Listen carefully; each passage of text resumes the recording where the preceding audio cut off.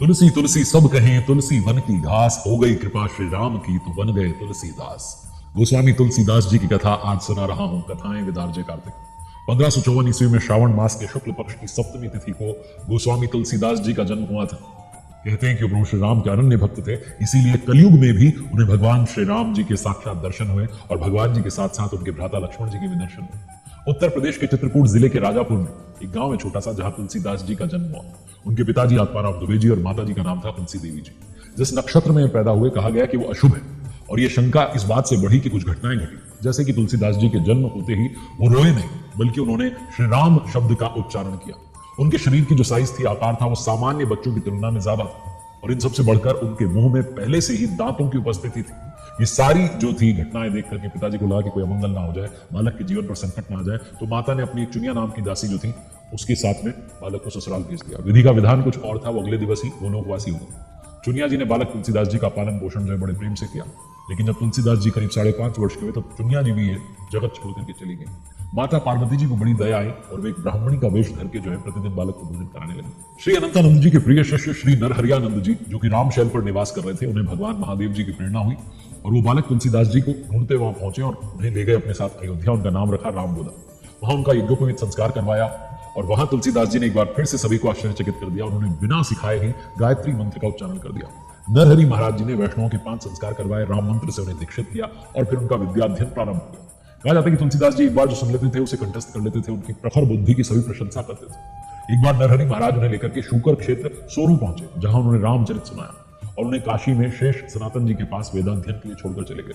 15 वर्ष तक उन्होंने वेद वेदांग का अध्ययन किया और उन्हीं दिनों उनका मन जो है संसार की ओर दोबारा से प्रवृत्त हुआ। वापस अपने गांव आ गए, जहां पर उन्हें पता चला कि सारा परिवार नष्ट हो गया है, तो उन्होंने अपने पितरों का श्राद्ध किया, राम कथा सुनाने लगे, जीवन यापन करने लगे और वहीं पर गुरुजनों के परामर्श से उन्होंने रत्नावली नाम की एक सुंदर कन्या से विवाह कर लिया। सुखपूर्वक वैवाहिक जीवन वो बिताने लगे। एक दिन पत्नी जो है वो भाई के साथ मायके चली गई और इनसे रहा नहीं गया, पीछे पीछे वहां पहुंच गए। तो पत्नी को इस बात से बहुत क्रोध आया। उन्होंने धिक्कारते हुए कहा कि यदि आपकी आसक्ति मेरे हाड़ मांस के शरीर में ऐसी है, आप सोचिए कि यही आसक्ति अगर आपकी भगवान के श्री चरणों में होती तो आपका बेड़ा पार था।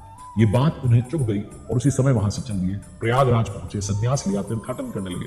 मान सरोवर में कहते हैं कि उन्हें कागभूषुंडी जी के दर्शन भी हुए। तीर्थाटन के पश्चात काशी में रहकर के राम कथा सुनाने लगे।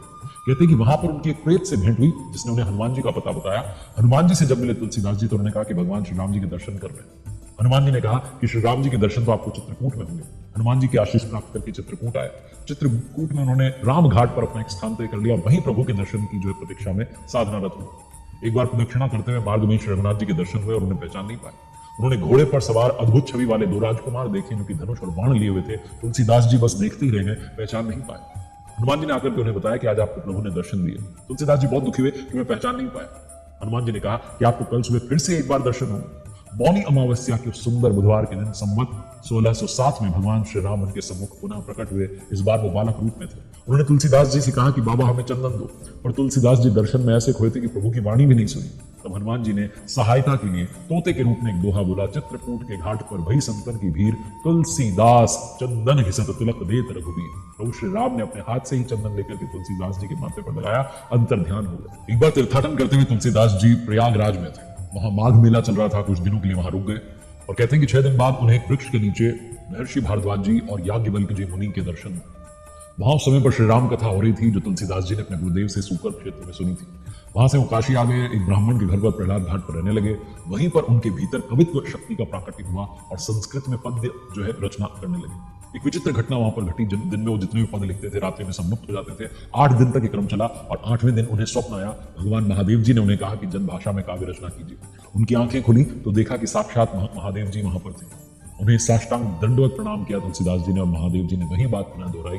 भगवान जी ने कहा कि आप अयोध्या जी जाइए, हिंदी में काव्य रचना कीजिए। उन्हें आशीर्वाद दिया कि आपका काव्य वेदों के समान फलदायी होगा।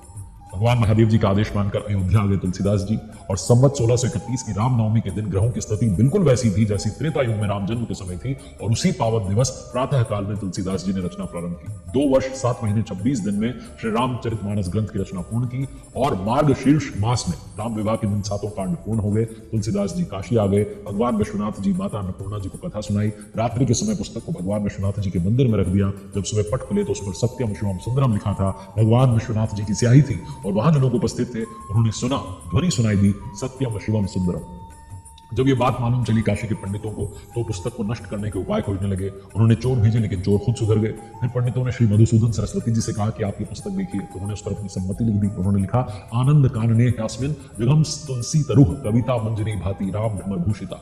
इस काशी रूपी आनंद वन में तुलसीदास जी चलता फिरता तुलसी का पौधा है। उनकी कविता रूपी मंजरी बड़ी ही सुंदर है, जिस पर श्री राम रूपी भंवरा सदा मंडराया करता है। पंडितों को इस पर भी संतोष नहीं हुआ। उन्होंने पुस्तक की परीक्षा के लिए स्वयं भगवान विश्वनाथ जी की शरण ली। भगवान विश्वनाथ जी के समक्ष श्री रामचरितमानस के ऊपर पुराण और उसके ऊपर शास्त्र और सबसे ऊपर वेद रखे गए। और जब मंदिर का पट खोला गया अगले दिन प्रातः समय, तो रामचरितमानस जी वेदों के ऊपर रखी हुई थी। आखिर पंडितों ने क्षमा मांगी, तुलसीदास जी का सम्मान किया। तुलसीदास जी अब 80 घाट पर रहने लगे और 80 घाट पर जहां वो रहने थे, एक दिन कलयुग ने मानव रूप में आकर के उनको परेशान करना प्रारंभ किया। तुलसीदास जी ने हनुमान जी को पुकारा, तब हनुमान जी ने उन्हें विनय पद लिखने के लिए कहा और तभी तुलसीदास जी ने बहुत ही सुंदर ग्रंथ विनय पत्रिका की रचना की, भगवान जी के चरणों में अर्पित कर दिया। श्री राम जी ने उस पर अपने हस्ताक्षर किए और तुलसीदास जी को अभय कर दिया।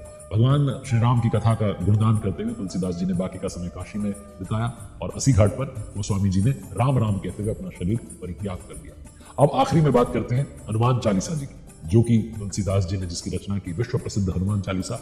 और इसकी रचना की भी एक अद्भुत कथा है। कहा जाता है कि तुलसीदास जी को हनुमान चालीसा लिखने की प्रेरणा मुगल सम्राट अकबर की कैद से मिली थी। मान्यता है कि एक बार मुगल सम्राट अकबर ने गोस्वामी तुलसीदास जी को अपने शाही दरबार में बुलाया और तब तुलसीदास जी की मुलाकात अकबर से हुई। उसने कहा कि मेरी तारीफ में कुछ लिखिए। तुलसीदास जी ने लिखने से मना कर दिया, ग्रंथ लिखने से मना कर दिया। तब कहा जाता है कि अकबर ने उन्हें कैद कर लिया, कारागार में डाल दिया। तब तुलसीदास जी ने सोचा कि उन्हें संकट से केवल संकट मोचन ही बाहर निकाल सकते हैं। 40 दिन वो कैद में थे और तुलसीदास जी ने वहीं पर हनुमान चालीसा लिखना प्रारंभ किया। हनुमान चालीसा लिखने के बाद उसका पाठ किया। 40 दिन के बाद बंदरों के झुंड ने अकबर के महल पर हमला कर दिया, जिसमें महल का बड़ा नुकसान हुआ। तब मंत्रियों की सलाह मान करके अकबर ने तुलसीदास जी को कारागार से मुक्त कर दिया। ऐसी मान्यता है कि जब पहली बार तुलसीदास जी ने इसका वाचन किया तो हनुमान जी ने स्वयं इसे सुना। हनुमान चालीसा को सबसे पहले स्वयं भगवान हनुमान जी ने सुना। रामचरितमानस जब उन्होंने बोलना समाप्त किया तब तक सभी व्यक्ति वहां से जा चुके थे, लेकिन एक बूढ़ा व्यक्ति वहां बैठा रहा, बाद में कोई और नहीं। कहा जाता है कि स्वयं भगवान श्री हनुमान थे। तो जैसा मैंने प्रारंभ में कहा कि तुलसी तुलसी सब करें तुलसी वन की घास, हो गई कृपा राम की तो बन गए तुलसीदास। भगवान श्री राम की अनन्य भक्ति थी कि तुलसीदास जी ने श्री रामचरितमानस की रचना की, श्री हनुमान चालीसा की रचना की और जनमानस तक भगवान श्री राम की कथा को पहुंचाया।